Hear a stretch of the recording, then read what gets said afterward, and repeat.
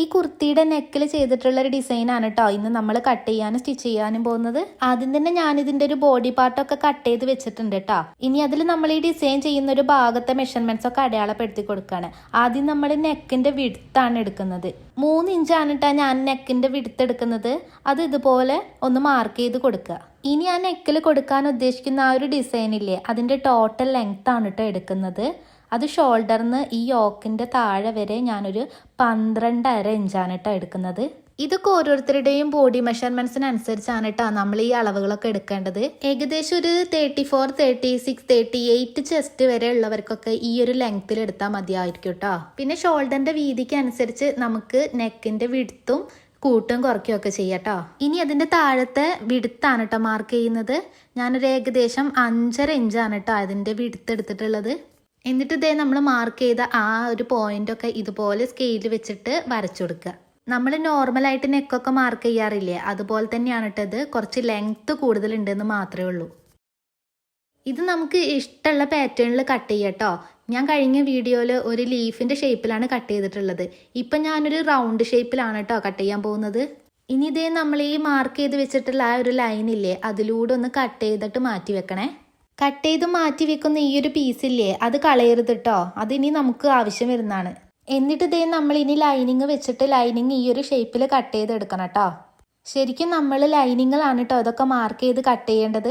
നിങ്ങൾക്ക് ഇത് കാണിച്ചു തരാൻ വേണ്ടിയിട്ട് ഞാൻ ഈ ഒരു വേസ്റ്റ് മെറ്റീരിയലാണ് കേട്ടോ എടുത്തിട്ടുണ്ടായിരുന്നത്.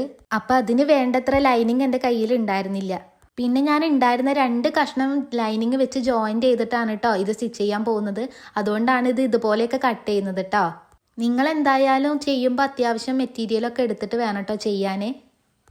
എന്നിട്ട് ലൈനിങ് ഇതുപോലെ വെച്ചിട്ട് നമ്മുടെ മെയിൻ ഫാബ്രിക്കിൻ്റെ നല്ല വശം ലൈനിങ്ങും കൂടെ ജോയിൻറ്റ് ചെയ്തിട്ട് മറച്ചിട്ടിട്ട് വേണം കേട്ടോ നമ്മൾ സ്റ്റിച്ച് ചെയ്തെടുക്കാൻ വേണ്ടിയിട്ട്. അതായത് മെറ്റീരിയലിൻ്റെ നല്ല വശത്താണ് കേട്ടോ ആദ്യം നമ്മൾ ലൈനിങ് വെക്കേണ്ടത്. എന്താന്ന് വെച്ചാൽ നമ്മൾ ഈ ലൈനിങ് വെച്ചിട്ടാണ് കേട്ടോ ഇതിൻ്റെ ഈ ഒരു നെക്ക് പോർഷൻ അടിച്ച് മറിക്കുന്നത്. ഇതുപോലെ നല്ല വശവും ലൈനിങ്ങും കൂടെ ചേർത്ത് വെച്ചിട്ട് ആ ഒരു നമ്മൾ കട്ട് ചെയ്ത ആ ഒരു നെക്കിൻ്റെ ഭാഗമില്ലേ, അതിലൂടെ ഒരു 1/4 ഇഞ്ച് തയ്യൽ തുമ്പ് വിട്ടിട്ട് ഒന്ന് സ്റ്റിച്ച് ചെയ്തിട്ട് എടുക്കണം കേട്ടോ. പിന്നെ ലൈനിങ് മറിച്ചിട്ട് ലൈനിങ്ങിൻ്റെ ഭാഗത്തു കൂടെ പതിച്ച് ഇതുപോലൊരു സ്റ്റിച്ചും കൊടുക്കണേ. അങ്ങനെ മെയിൻ ഫാബ്രിക്കും ലൈനിങ്ങും കൂടെ ഫിക്സ് ആക്കിയിട്ട് എക്സസ് വരുന്ന ഫാബ്രിക്കൊക്കെ കട്ട് ചെയ്തിട്ട് ഒഴിവാക്കുക. പിന്നെ ഞാൻ മാർക്ക് ചെയ്ത് വെച്ചിട്ടുള്ള ആ ഒരു ഡാർട്ടും കൂടെ നമുക്ക് അടിച്ചൊന്ന് ക്ലോസ് ചെയ്ത് കൊടുക്കട്ടോ. ഇനി ഇതേ നേരത്തെ കട്ട് ചെയ്ത് വെച്ചിട്ടുള്ള ആ ഒരു പോർഷനില്ലേ ഞാൻ കളയരുതെന്ന് പറഞ്ഞ ആ ഒരു ഭാഗത്താണ് കേട്ടോ നമ്മൾ ഉള്ളിൽ വെക്കാനുള്ള ആ ഒരു മെറ്റീരിയലിൻ്റെ മെഷർമെൻറ്റ്സ് ഒക്കെ അടയാളപ്പെടുത്തുന്നത്. അപ്പോൾ അതിൽ നമുക്ക് എത്രയാണോ നെക്കിൻ്റെ ഇറക്കം വരുന്നത് അത് മാർക്ക് ചെയ്ത് കൊടുക്കുക. ഞാൻ എന്തായാലും ഒരു 5.5 ഇഞ്ചാണ് എനിക്ക് നെക്കിൻ്റെ ലെങ്ത്ത് വേണ്ടത്. പിന്നെ ഒരു 1/4 ഇഞ്ചും കൂടെ കൂട്ടിയിട്ട് 5.25 ഇഞ്ച് ഞാൻ നെക്കിൻ്റെ ലെങ്ത്ത് മാർക്ക് ചെയ്തിട്ടുണ്ട്. പിന്നെ ഒരു 3.5 ഇഞ്ച് നെക്കിൻ്റെ വിഡ്ത്തും മാർക്ക് ചെയ്തിട്ടുണ്ട് കേട്ടോ. എന്നിട്ട് ഇതൊന്ന് ഇതുപോലെ മാർക്ക് ചെയ്തിട്ട് നമുക്കൊരു സ്ക്വയർ ആയിട്ട് ജോയിൻറ്റ് ചെയ്ത് കൊടുക്കട്ടോ. താഴൊന്ന് മേലോട്ടേക്ക് ഒരു 3/4 ഇഞ്ച് മാർക്ക് ചെയ്ത് കൊടുത്തിട്ട് നെക്ക് ഏതൊരു പാറ്റേണിലാണോ വേണ്ടത് ആ പാറ്റേണിൽ നമുക്ക് ഇതുപോലെ കട്ട് ചെയ്തെടുക്കട്ടോ. ഞാൻ ഈ ചെയ്യുന്നത് പോലെ ഒരു 3/4 ഇഞ്ച് മേലേക്ക് മാർക്ക് ചെയ്തിട്ട് അവിടുന്ന് താഴേക്ക് ഈ ഒരു ഷേപ്പിൽ ഒരു നെക്ക് വരച്ചു കൊടുക്കട്ടോ. എന്നിട്ട് ഇതുപോലെ ആ മാർക്ക് ചെയ്ത ലൈനിലൂടെ നമുക്ക് കട്ട് ചെയ്ത് മാറ്റാം. ഈ കട്ട് ചെയ്യുന്നതാണ് കേട്ടോ നമ്മുടെ നെക്കിൻ്റെ ഭാഗം. കട്ട് ചെയ്ത് കഴിഞ്ഞിട്ട് നിവർത്തി നോക്കുമ്പോൾ നമുക്ക് ഇങ്ങനൊരു ഷേപ്പിലാണ് കേട്ടോ ഇത് കിട്ടുന്നത്. ഇത് വെച്ചിട്ടാണ് ഇനി നമുക്ക് ആ ഒരു ഭാഗത്തേക്കുള്ള മെറ്റീരിയൽ കട്ട് ചെയ്തെടുക്കേണ്ടത് കേട്ടോ. അതിനിതേ ഞാൻ ഇങ്ങനൊരു പീസ് എടുത്തിട്ടുണ്ട്. ഇതിൻ്റെ ഉള്ളിൽ നമുക്ക് ഞാൻ മറ്റേ കുർത്തിയിൽ ചെയ്തതുപോലെ വേറെ കളർ വെച്ചിട്ട് അറ്റാച്ച് ചെയ്യട്ടോ. അതാകുമ്പോൾ കുറച്ചുകൂടെ ഭംഗി ഉണ്ടാവും. ഞാൻ നിങ്ങൾക്കൊരു ഡെമോ കാണിച്ചു തരാൻ വേണ്ടിയിട്ട് തന്നെയാണ് കേട്ടോ സെയിം മെറ്റീരിയൽ എടുത്തിട്ടുള്ളത്. അത് ഇങ്ങനെ ഒരു ലൈനിങ് ആയിട്ട് അറ്റാച്ച് ചെയ്തിട്ട് കൊടുക്കുക. ഞാനിപ്പോൾ എടുത്തിട്ടുള്ളത് കോട്ടൺ ലൈനിങ് ആണ് കേട്ടോ. നിങ്ങൾക്ക് നിങ്ങളുടെ കയ്യിൽ ഇതിൻ്റെ സെയിം ലൈനിങ് തന്നെ ഉണ്ടെന്നുണ്ടെങ്കിൽ അത് എടുക്കുക. എൻ്റെ ഇല്ലാത്തതുകൊണ്ടാണ് ഞാനിത് കോട്ടൺ ലൈനിങ് എടുത്തിട്ടുള്ളത്. ഇനി ആ ഫാബ്രിക്കിൻ്റെ മേലേക്ക് നമ്മൾ ആ ഒരു ലൈനിങ് വെച്ച് കൊടുക്കട്ടോ. ഫാബ്രിക്കിൻ്റെ നല്ല ഭാഗത്താണ് കേട്ടോ ഈ ഒരു ലൈനിങ് വെക്കേണ്ടത്. ഇതും നമുക്ക് നേരത്തെ ചെയ്തതുപോലെ സ്റ്റിച്ച് ചെയ്തിട്ട് മറച്ചെടുക്കാനുള്ളതാണ്. എന്നിട്ട് നമ്മൾ നേരത്തെ കട്ട് ചെയ്ത് വെച്ചിട്ടുള്ള ആ ഒരു ഭാഗമല്ലേ, അത് ഇതിൻ്റെ മേലേക്ക് ഇതുപോലെ ഒന്ന് ഫിക്സ് ചെയ്ത് കൊടുക്കാം. എന്നിട്ട് മേൽഭാഗത്ത് ഒരു 1/4 ഇഞ്ച് തയ്യൽ തുമ്പ് ഇട്ടിട്ട് ഇതേപോലെ ഒന്ന് ഷേപ്പിൽ കട്ട് ചെയ്ത് കൊടുക്കുക കേട്ടോ. ഈ കട്ട് ചെയ്തുകൊണ്ടിരിക്കുന്ന ഭാഗമാണ് നമ്മുടെ നെക്കിൻ്റെ താഴത്തേക്ക് വരുന്നത് കേട്ടോ. എന്നിട്ട് ഞാൻ ഈ കാണിക്കുന്ന ഭാഗത്ത് കൂടെ ഒരു സ്റ്റിച്ച് കൊടുത്തിട്ട് നമ്മളത് മറച്ചിട്ട് എടുക്കണം കേട്ടോ. നേരത്തെ ചെയ്ത സെയിം മെത്തേഡിൽ തന്നെ ആ ഭാഗത്ത് കൂടെ സ്റ്റിച്ച് കൊടുത്തിട്ട് മറച്ചെടുക്കുക. എന്നിട്ട് ഇതേ നമ്മുടെ നെക്ക് എത്രയാണോ നമുക്ക് ലെങ്ത്ത് വേണ്ടത് അതിനനുസരിച്ച് ആ ഒരു അടിച്ച് മറച്ച് വെച്ചിട്ടുള്ള ഒരു എക്സ്ട്രാ പീസില്ലേ, അത് മെയിൻ ഫാബ്രിക്കിൻ്റെ താഴത്തേക്ക് ഇതുപോലെ വെച്ചിട്ട് ഒന്ന് സെക്യൂർ ചെയ്ത് കൊടുക്കട്ടോ. എന്നിട്ട് വേണേ സ്റ്റിച്ച് ചെയ്യാൻ. നെക്കിൻ്റെ ലെങ്ത്ത് കറക്റ്റ് മാർക്ക് ചെയ്തിട്ട് ഇതുപോലെ മുട്ടുസൂചി വെച്ചിട്ട് പിൻ ചെയ്ത് കൊടുത്താൽ പിന്നെ അങ്ങോട്ടും ഇങ്ങോട്ടും നീങ്ങില്ല.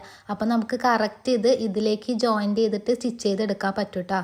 എന്നിട്ട് ഇതേ ഈ രണ്ട് മെറ്റീരിയലും ജോയിൻ ചെയ്യുന്ന ഭാഗത്ത് ലോക്ക് ഇട്ടിട്ട് വേണം കേട്ടോ അത് സ്റ്റിച്ച് ചെയ്തെടുക്കാൻ വേണ്ടിയിട്ട്. സ്റ്റിച്ച് ചെയ്ത് കഴിഞ്ഞതിന് ശേഷം ഇത് മറച്ചിട്ടാൽ ഇതിൻ്റെ ഉൾവശം ഇതുപോലെയാണ് കേട്ടോ ഉണ്ടാവുക. ഇനി നമുക്ക് അടിച്ച് മറയ്ക്കാൻ വേണ്ടിയിട്ട് തയ്യൽ തുമ്പ് ഒരു 1/2 ഇഞ്ച് വിട്ടിട്ട് ഇതുപോലെ റൗണ്ടിലൊന്ന് കട്ട് ചെയ്ത് കൊടുക്കണം കേട്ടോ.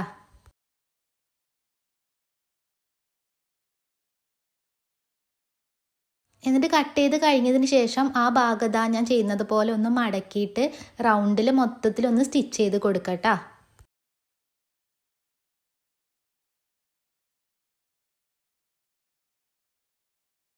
ഇനി ഇതൊന്ന് സ്റ്റൈൽ ചെയ്യാൻ വേണ്ടിയിട്ട് ഞാനൊരു ലേസ് വെച്ചിട്ട് ആ ഒരു സ്റ്റിച്ച് ചെയ്ത ആ ഒരു ജോയിൻറ്റ് കാണുന്ന ഭാഗമല്ലേ അതിലൂടെ ഒരു ലേസ് ഇതുപോലെ അങ്ങനെ സ്റ്റിച്ച് ചെയ്ത് കൊടുക്കുന്നുണ്ട് കേട്ടോ. രണ്ട് മെറ്റീരിയലും സെയിം ആയതുകൊണ്ട് ഈ ഒരു കട്ടിങ് വ്യത്യസ്തമായിട്ട് കാണിക്കാൻ വേണ്ടിയിട്ടാണ് കേട്ടോ ഇങ്ങനൊരു ലേസ് കൊടുത്തിട്ടുള്ളത്. ലേസ് റൗണ്ടിൽ സ്റ്റിച്ച് ചെയ്ത് കഴിഞ്ഞപ്പോൾ പിന്നെ ഈ ഒരു ചെറിയൊരു പീസ് ബാക്കി വന്നിട്ടാ. അപ്പം ഞാനത് ഈ നെക്കിൻ്റെ ഈ ഒരു ഭാഗത്ത് കൊടുക്കാമെന്ന് കരുതി അവിടെ ഒന്ന് ചെറുതായിട്ടൊന്ന് സ്റ്റിച്ച് ചെയ്ത് കൊടുത്തിട്ടുണ്ട് കേട്ടോ. ഉള്ളിലൂടെയാണ് വെച്ച് കൊടുത്തിട്ടുള്ളത്. അപ്പം സ്റ്റിച്ച് ചെയ്തൊക്കെ കഴിഞ്ഞപ്പോൾ ഫൈനൽ ലുക്ക് നമുക്ക് ഇങ്ങനെയാണ് കിട്ടിയിട്ടുള്ളത്. ഞാൻ ഈ പറഞ്ഞു തന്നിട്ടുള്ളത് നിങ്ങൾക്ക് എത്രത്തോളം മനസ്സിലായിട്ടുണ്ട് എന്നുള്ളത് എനിക്കറിയില്ല കേട്ടോ. ഞാൻ ആദ്യമായിട്ടാണ് ഒരാൾക്ക് ഇതുപോലെ പറഞ്ഞു കൊടുക്കുന്നത്.